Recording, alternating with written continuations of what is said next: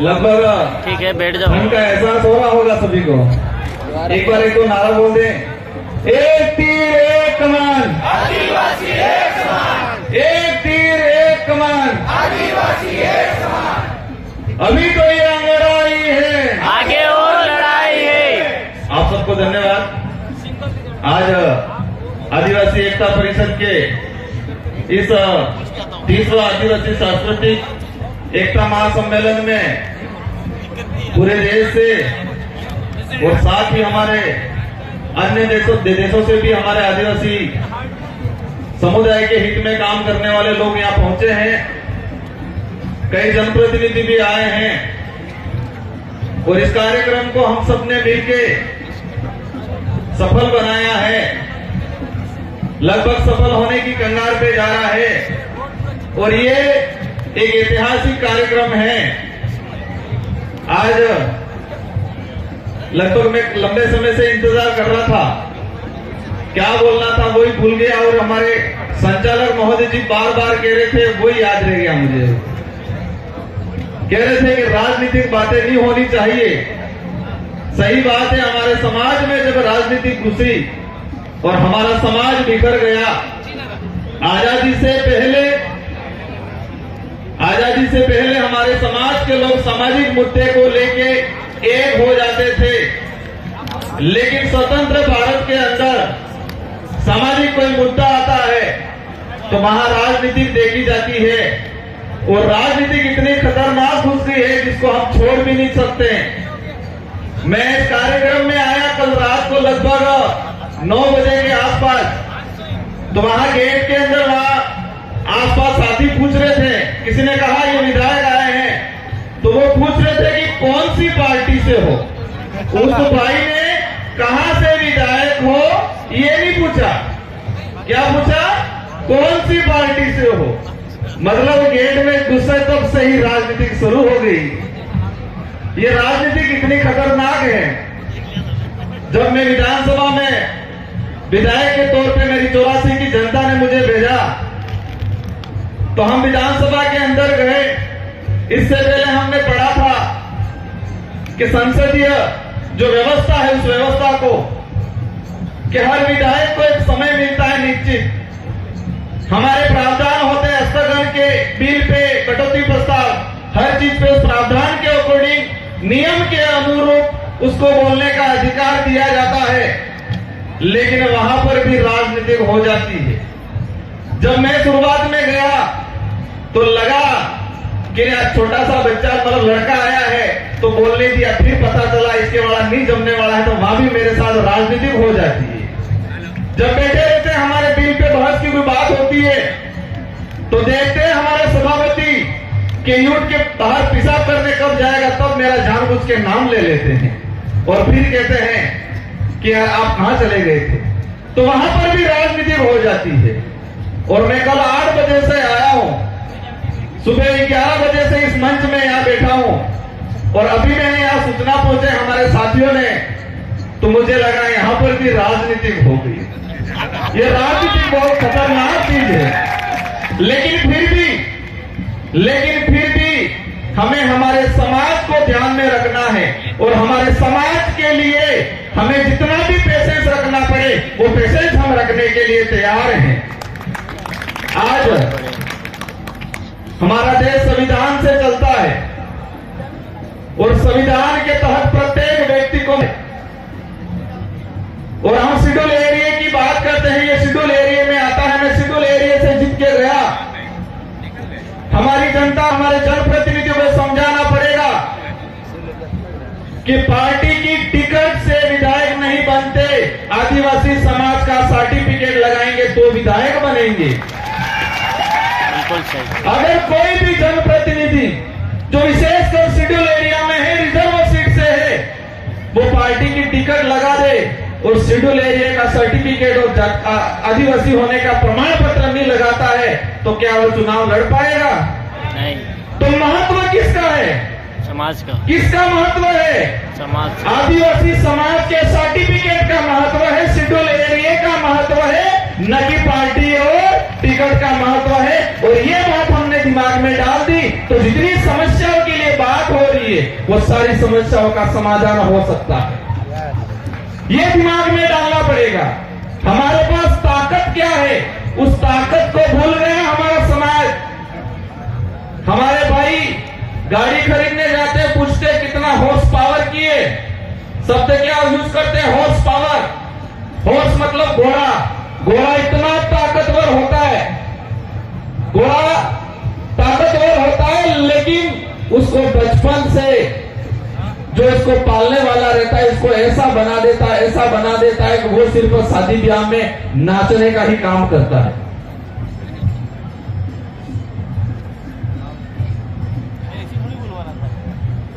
तुम्हें जो बता रहा था कि घोड़ा बहुत ताकतवर होता है, लेकिन उसका जो हमारे यहां डोली बोलते हैं वो इसको इतना कमजोर बना देता है कि वो सिर्फ शादी ब्याह में दूल्हा दुल्हन को बिठा के नचाने का इतना ही काम करता है, वो इसकी ताकत को भूल जाता है। और वही चीज हमारे समाज के साथ हुई है। हमारा समाज, हमारी जो ताकत थी, हमारे जो हक अधिकार, जो हमारी ताकत है, उसको हम भूल चुके हैं। और यही चीज पूरे देश की जनता भी भूल चुकी है कि संविधान ने मत को महत्व दिया है, न कि टिकट को महत्व दिया है। ये समझने की जरूरत है। मैं जब विधायक चुन के गया और मैं एक हमारे पूर्व वक्ता बता रहे थे, मुझे किसी ने टिकट नहीं दी, आदिवासी समाज ने सिलेक्शन प्रणाली से मुझे चुन के भेजा और हम एकमात्र विधायक हैं जो आदिवासी समाज के सिलेक्शन प्रणाली से चुन के गए हुए हैं। और कई हमारे साथी राजस्थान के जो दूसरे संगठन विचार की मजबूरी है, कहते हैं कि हम ते पार्टी के बंधनों में बंधे हुए इसलिए नहीं बोल सकते, वो मेरे साथ ये चीजें आप बोलना। तो ये जनता को समझना पड़ेगा, ऐसी ताकत पैदा करनी है हमें। अभी बात हो रही थी यहाँ ऊपर जो दिमाग लगाया हुआ है उस पर लिखा हुआ है बहुमतवाद। इसके नीचे शुरुआत में जो मुर्गी लड़ रही है, तो उसको देख के बात याद आ कि मैं हर बार बोलता हूं, हमारा समाज के अंदर किसी पे आपत्ति आती तो हमारा समाज एकजुट होकर लड़ता। इसके समाज पे आपत्ति आई, ये लड़ रही है, लेकिन वर्तमान में आपने मुर्गे देखे होंगे बाजार में, वो मुर्गे देखे होंगे व्हाइट वाले ब्रॉयलर बोलते हैं, एक गड़ा जाता है, एक को निकालता है, तो क्या दूसरी लड़ती है क्या? दूसरा वो व्हाइट आते हैं ब्रॉयलर, वो लड़ते नहीं लड़ता है, वो दाने चूसते रहता है, कहता है शांति शांति शांति हूं। जैसे जैसे गड़ा जाए एक एक मुर्गा काट काट के इसको खिला देंगे और लास्ट में एक बचेगा, वो भी खाता रहेगा, कहता है शांति शांति, उसको नहीं पता मेरा भी नंबर आने वाला है। ये स्थिति हमारे समाज की हो गई है। हमारा समाज किसी बात को लेकर लड़ने के लिए तैयार नहीं है। बात आती है तो बिलाला का मामला, भीड़ क्या करेगा, ये तो गोंड का मामला, संथाल क्या करेगा, ये तो नगाओं का मामला है, ये भीड़ क्या करेगा। ये स्थिति में बैठी हुई इम्पोर्टेंट प्लेस की बात करते हैं, हम आदिवासी समाज की बात करते हैं, लेकिन हम समूह में बटे गए। 2011 की जनगणना के अनुसार भारत देश के अंदर 10 करोड़ 42 लाख आदिवासी समूह है बताया गया, और समूह 695 समूह, और आज 2023 हो गया। दुर्भाग्य से हमारी जनगणना जो होनी थी नहीं हुई, और जनगणना नहीं होने के पीछे कितना बड़ा राज है। कहते हैं कोरोना है, और कोरोना है तो चुनाव क्यों हो रहे हैं? जनगणना होनी चाहिए, जनगणना नहीं हो रही है। आज उस समय अभी आंकड़ा बढ़ गया है समूह का, 705 समूह आदिवासी बन गए, और आदिवासियों की संख्या कम होती जा रही है और समूह आगे बढ़ते जा रहे हैं। इसमें भी हमें सोचने का।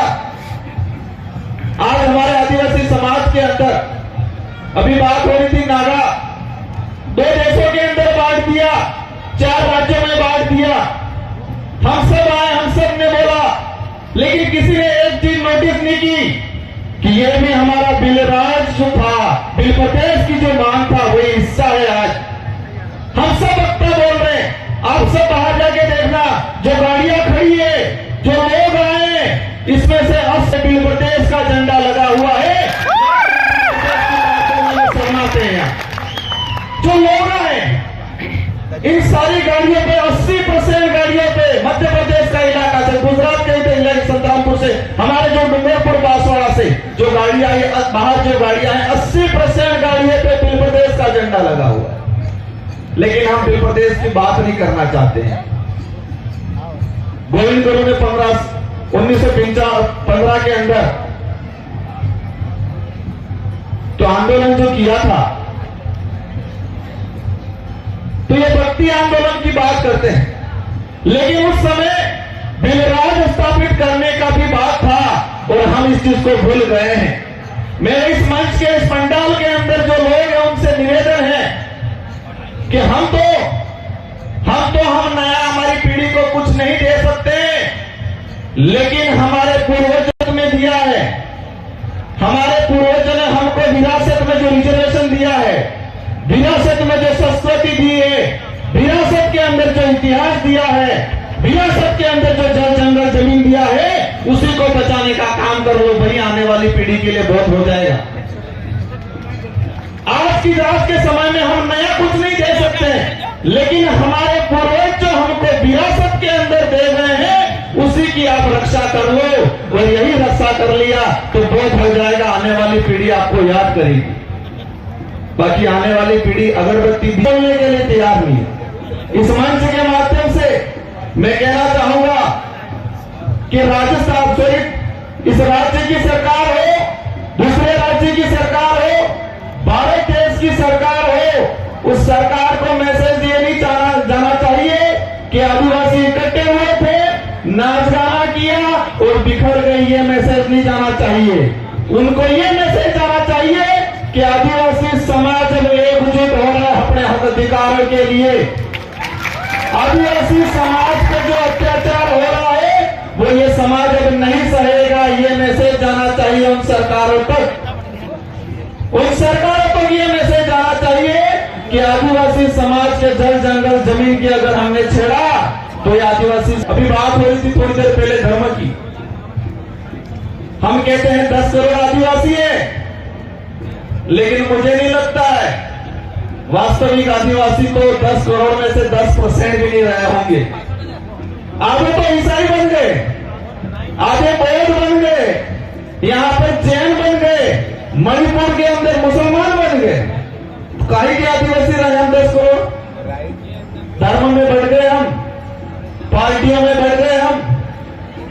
ये बातें हो सकता है कड़वी लगे, लेकिन ये नहीं हो जाए आने वाले भविष्य के अंदर जब बाहर हम प्रदर्शनी में अभी क्या हमारे आदिवासियों का ऐसा घर हुआ करता था, ये देख के आए, और आज हमनी जगह तो आने वाले 20-25 साल बाद हमारी पीढ़ी ये नहीं देखे कि वास्तविक आदिवासी देश में कौन सा बचा है। ये ढूंढना नहीं पड़ेगा, ये ध्यान रखना पड़ेगा। मंदिरों में जाते हैं, मंदिरों में दर्शन नहीं करने दिया जाता है।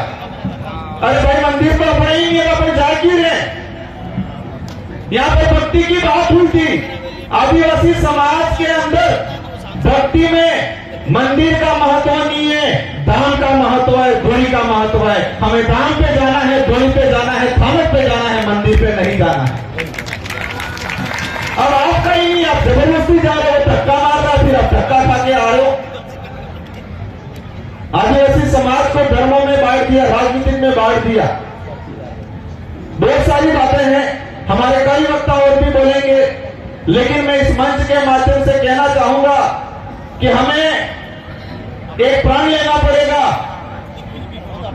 कि देश की सरकार को क्या मैसेज है, वो बात हो गई, लेकिन संविधान के अंदर जनजाति की जगह आदिवासी शब्द जोड़ा जाए, इस पे जोर देना पड़ेगा हमको।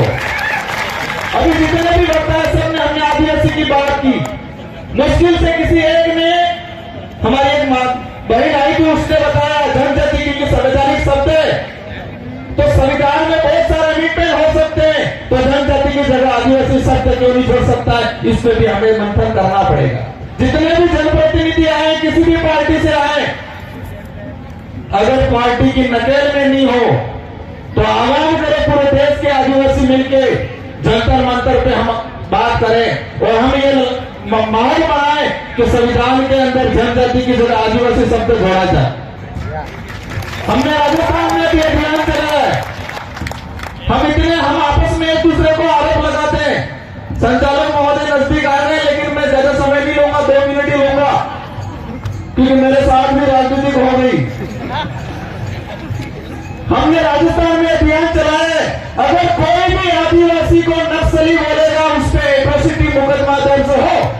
ये अभियान चलाया है, बहुत बढ़िया। केस में चलाना पड़ेगा। अगर कोई आदिवासी को नक्सली बोलता है, आज मैं विधायक हूं, 2018 से पहले हम चुनावी व्यवस्था में नहीं आने वाले थे। हम पे आरोप लगे कि ये नक्सलाइट, लोग पता ही नहीं नक्सलाइट क्या होता है, एबीसीडी भी नहीं पता। हमारे जिला मुख्यालय से रिपोर्ट चली गई 18-20 जगह की कि ये नक्सलाइट गतिविधियां फैला रहे हैं। मजबूरन होकर राजनीतिक में आना पड़ा और समाज ने सिलेक्शन प्रणाली से मुझे चुन के, हमारे एक साथी को चुन के विधानसभा में भेजा, तो ये चुप हुए। एक पत्रकार ने भी बीच में गलती से लिख दिया था किस इलाके में नक्सलाइट गतिविधियां, लगभग 4 जिलों के अंदर 30 से 40 थानों के अंदर उसके खिलाफ परिवार दर्ज करवाया, हमने दिया। बहुत बढ़िया। माफी मांगने लग गया। आज छत्तीसगढ़ के अंदर में बीच में जाके आया, हमारे दादा बता रहे थे 22 साल की बच्ची हथियार उठा रही है, क्यों उठा रही हो? हम उनको कह रहे थे ये तो नक्सलाइट लोग हैं, झारखंड वालों को बोल रहे थे नक्सलाइट लोग हैं।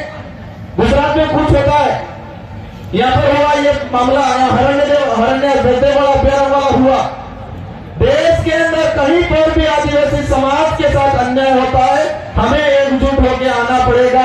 और हमें एकजुट होकर नहीं आए तो मन से हम बोल देंगे, हम आप तालियां बजा दोगे, मामला खत्म हो जाएगा। आदिवासी समाज आने वाले समय में गर्त में चले जाएगा और आदिवासी समाज की आने वाली पीढ़ी हमको माफ नहीं करेगी। इसलिए आदिवासी को जगाना है, राजनीतिक पार्टियों से दूर रहना है, अपने खुद की सिलेक्शन प्रणाली तैयार करनी है। आने वाली पार्टी आपको आके पूछे किसको टिकट दे, ये पूछनी चाहिए। और मैं तो कहता हूं ये टिकट वाली बीमारी बाहर निकाल दो, जनता चयन करके भेज देगी। धर्म व्यवस्था से बाहर निकलना है और धर्म व्यवस्था में बाहर नहीं निकले, हमें आते हमारे महाराज ने पूजा पाठ की आदिवासी संस्कृति में और हम सब घर पे जाके ब्राह्मण से पूजा पाठ करा लेंगे तो क्या हो जाएगा? इससे कौन सी संस्कृति अशुद्ध कर दिया हमने? तो यहाँ पर खानपुर के अंदर आदिवासी समाज, हमारे आदिवासी भाई के ओबीसी में डाल दिया गया है। वो आज दर पे पटक रहा है कि हमें एसटी में शामिल किया जाए, लेकिन उस भाई के बाप दादा ने उसकी संस्कृति भुला दी, उसका कल्चर भुला दिया, उसकी बोली भुला दी और हमने कहने लगे पता ही नहीं। और हमारा पढ़ा लिखा समाज, मैं लास्ट से बात कहेंगे कि ये जो दिमाग बनाया हुआ है, हमारा समाज के दिमाग के ऊपर ऐसा दूसरे लोगों ने रिसर्च किया है और हमारा में दूरी चीन की तरह कि आदिवासी समाज के अंदर कौन सा अच्छा लीडर है, कौन सा अच्छा आदमी है, उसको पकड़ते हैं। पकड़ने के बाद उस व्यक्ति को सुबह शाम मानसिक गुलाम होने का डोज दिया जाता है। और वो डोज कैसे देते हैं आपको बता देता हूं। वो डोज होने के बाद हमारे जो पढ़े लिखे कर्मचारी कैसे बन जाते हैं वो बता देता हूं। मानसिक गुलामी का डोज दिया जाता है सुबह शाम और वो इतना हो जाता है कि हमारा पढ़ा लिखा कर्मचारी सुबह कपड़े पहन लिए और मैसेज आ गया कि आज तो मंगलवार है, हरा कलर ठीक नहीं है, पीला कलर ठीक रहेगा, तो कपड़े वापस निकाल लेता है। ऐसा मानसिक गुलाम बन गया। हमारी मैडम में सुबह उठ के कपड़े पहन लेती है स्कूल जाने के लिए, लेकिन ग्रुप में मैसेज आ गया कि आज मंगलवार है या बुधवार है, ये कलर ठीक नहीं है, ये दाल ठीक नहीं है, तो दाल बनी हुई को छोड़ देते हैं। ऐसे मानसिक गुलाम बन गए हम लोग। तो मानसिक गुलाम बनाने वाले यंत्रों से सावधान रहना है, ऐसे संगठनों से सावधान रहना है और आदिवासी को बचाना है। आप सबको अंत में खूब खूब जोहार। जय आदिवासी, जय भारत, जय भील प्रदेश। जय भील प्रदेश।